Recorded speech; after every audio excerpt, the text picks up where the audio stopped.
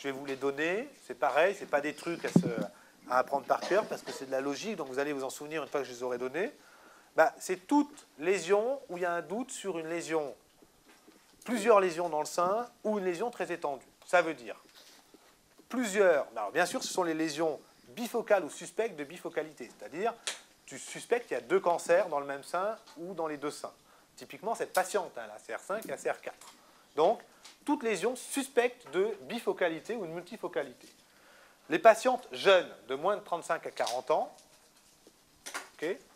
Troisièmement, les carcinomes lobulaires invasifs. Je vous ai dit pourquoi.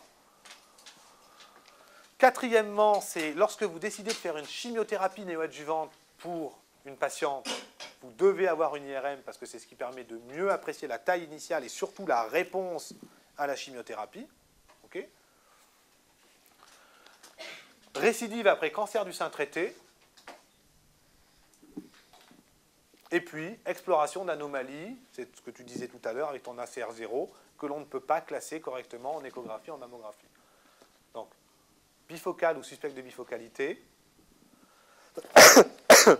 Les patientes jeunes, les cancers lobulaires invasifs, les récidives après cancer du sein traité et l'exploration d'anomalies. Bon, l'apticé, j'avoue que là, j'ai charrié, mais c'est parce qu'il faut bien s'amuser un peu. Ça, on ne pourra jamais vous demander un truc comme ça. C'était pour vous amener sur pourquoi le lobulaire. L'IRM n'a de valeur, n'est positive que lorsqu'il y a un cancer. C'est-à-dire que lorsque vous n'avez pas de cancer, lorsque vous avez une lésion qui est précancéreuse, une lésion bénigne, on ne voit rien.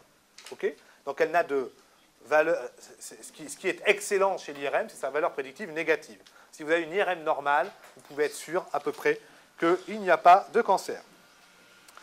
Alors la question 7, malheureusement, c'est aller à savoir. Ça fait partie du programme, puisque je vous rappelle que le programme, ce n'est pas cancer du sein, c'est tumeur du sein.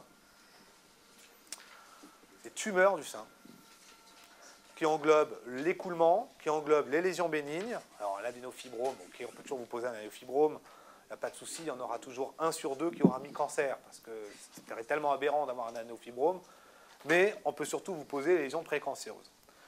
C'est pour ça que, puisque c'est un truc qui est très chiant, les lésions précancéreuses, dans la grille de correction, je vous ai mis une page de commentaires pour essayer que vous compreniez le mieux possible ce que c'est qu'une lésion précancéreuse.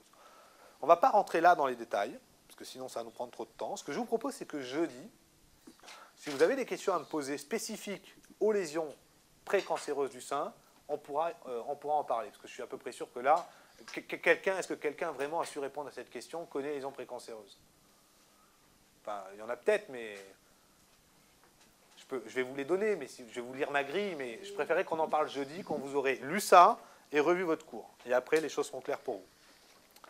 Bon, alors, dans les lésions précancéreuses, ce qu'il faut bien comprendre, c'est qu'il y a 2 types. Il y a les mastopathies fibrokystiques. Donc la mastopathie fibrokystique, ce n'est pas du tout une lésion précancéreuse.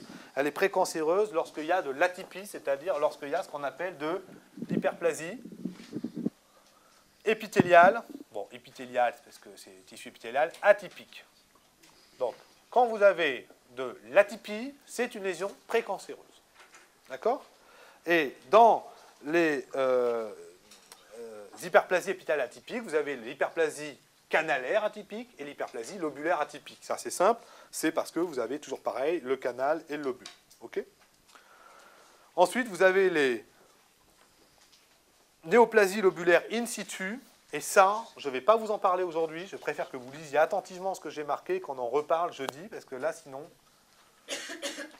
on n'aura absolument pas le temps de corriger les autres dossiers. Donc, vous lisez ça attentivement, et jeudi, on prend 5 minutes en tout début, avant de commencer les dossiers, pour que ceux qui veulent me poser des questions, me posent des questions. OK? Vous verrez, j'ai tout expliqué, il y en a une page, ça devrait aller.